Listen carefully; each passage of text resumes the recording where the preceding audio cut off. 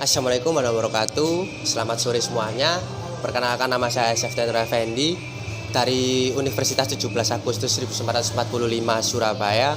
Di sini saya akan mengulik atau mendeskripsikan sedikit tentang tokoh ilmu negara, yaitu adalah Aristoteles.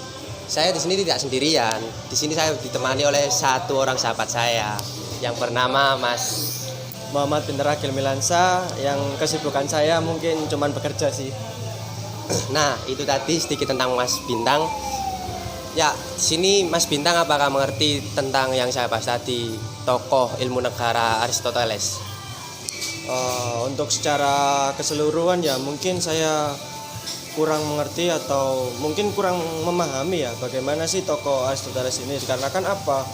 Beliau adalah tokoh dan filsuf yang berasal dari Yunani, yang pemikiran atau gagasannya cukup kompleks menurut saya. Jadi mungkin Mas Eftia sendiri bisa memberikan saya acuan agar saya lebih mengerti bagaimana sih politik itu, terus ilmu negara itu seperti apa, seperti itu. Ya, gini ya Mas ya, Aristoteles sendiri itu adalah sebuah filsuf dari Yunani, yang berasal dari Yunani lah. Dia tidak sendirian kok Mas, dia dipelajari oleh guru yang dianggap guru olehnya, yaitu adalah Plato. Dan jika dia memiliki banyak murid lah, salah satu contohnya adalah Alexander Agung. Nah, di sini ya Mas ya, dia membahas subjek itu termasuk banyak yang fisika, metafisika, politik, puisi, ya banyak lagi lah Mas yang termasuk. Nah, di situ dia menjadi salah satu orang yang dianggap 3 orang penting dalam paling berperan dari pengaruh barat. Nah, itu tadi Mas sedikit biografi dari tokoh Aristoteles sendiri. Dari Mas Bintang sendiri, apakah ada pertanyaan dari biografi yang saya jelaskan tadi? Iya Mas, kalau pertanyaan tentunya pasti bakalan banyak sih, karena saya minim sekali pengetahuan dari tokoh filsuf ini. Tokoh siapa? Aristoteles ini tadi ya.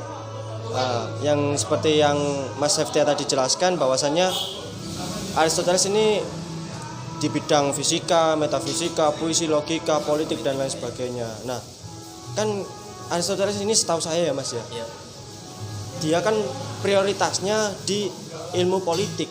Nah, apakah dia memiliki gagasan Mas dari ilmu politiknya tersendiri? Seperti itu sih pertanyaannya. Pertanyaan seperti itu. Alangkah baiknya sebelum Mas Bintang mengenal politik, nah Mas Bintang harus mengenal ilmu negara terlebih dahulu. Sementara itu menurut Aristoteles sendiri, negara gabungan sebuah keluarga sehingga membentuk sebuah kelompok besar di mana di dalamnya terdiri dari banyak orang. Kemudian kelompok-kelompok tersebut bergabung sehingga menjadi desa. Nah, desa kemudian rumusannya terus menerus, akhirnya timbullah suatu negara Mas. Negara tersebut sifatnya masih kota atau polis. Salah satu syarat terbentuknya negara adalah harusnya adalah masyarakat, adanya masyarakat. Nah, masyarakat sebagai anggota negara menurut kodratnya tidak dapat dipisahkan Mas oleh negara. Oleh sebab itu manusia bisa disebut makhluk sosial. Penjelasan dari makhluk sosial adalah manusia tidak dapat hidup sendiri. Manusia tetap harus membutuhkan bantuan orang lain lebih tepatnya. Nah, seperti itu. Gimana Mas untuk penjelasan kali ini, apakah Mas Bintang kurang paham atau kurang jelas? Bisa saya jelaskan lagi. Gimana ya Mas ya, kalau pertanyaan ya lagi-lagi masih cukup banyak Mas. Karena apa ya, setahu saya dengan contoh negara kita ya Mas ya, Indonesia ini merupakan negara republik Mas, yang dimana dia berprinsip bahwasannya harus berdemokrasi. Sistem pemerintahan. Iya, sistem pemerintahannya harus demokrasi. Nah, apakah filsuf atau tokoh yang bernama Aristoteles ini memiliki gagasan lain Mas? Bagaimana dia bisa membuat atau membentuk prinsip-prinsip ilmu negara Mas, yang termasuk dari demokrasi dan republik itu sih? Apakah ada yang lainnya gitu? Iya Mas ya. Jadi gini Mas, yang disebut Mas Bintang tadi sudah benar. Indonesia kan merupakan negara republik, sistem pemerintahan demokrasi. Jadi gini pengertiannya Mas, dari sistem demokrasi sendiri ya Mas ya. Sistem demokrasi itu merupakan pemerintah yang dipegang atau yang diketuai oleh presiden, yang tentunya ada wakil presiden. Nah, di situ pedoman dalam demokrasi itu adalah oleh rakyat untuk rakyat dan juga dari rakyat gitu mas. Sementara yang dari republik itu adalah juga sistem pemerintahnya tergantung oleh presiden, akan tetapi tetap pemilihannya memakai hak suara seperti yang kita laksanakan di negara kita lah mas, 5 tahun sekali kayak gitu sih mas. Iya pilpres lebih tepatnya kayak gitu. Gimana mas? Kalau untuk yang lain ya mas ya banyak sih mas. Sepengetahuan saya contohnya yang monarki ya mas ya. Untuk yang monarki itu sistem pemerintahnya dipimpin oleh pemerintah yang dipegang oleh raja atau rakyat. Raja atau kerajaan gitu loh mas. Contohnya itu Thailand, nah ya kayak Thailand kayak gitu sih mas. Contohnya lagi Katbah. Lalu ada namanya tirani mas. Yang tirani itu dimana sistem pemerintahnya sama mas, dipegang oleh raja atau rakyat, tapi tujuannya untuk pribadi. Gitu sih mas. Jadi tirani itu sistem pemerintah yang paling terburuk sih mas dikenalnya mas. Sementara itu ada juga yang dinamakan aristokrasi. Lah aristokrasi itu kekuasaannya itu dipegang oleh beberapa orang atau kelompok lah yang kaumnya itu yang cerdik, cendekiawan, pokoknya yang pintar gitu sih mas. Untuk kaumnya, untuk kepentingan umum. Terus ada itu lagi mas, sebentar. Terus ada itu plutokrasi.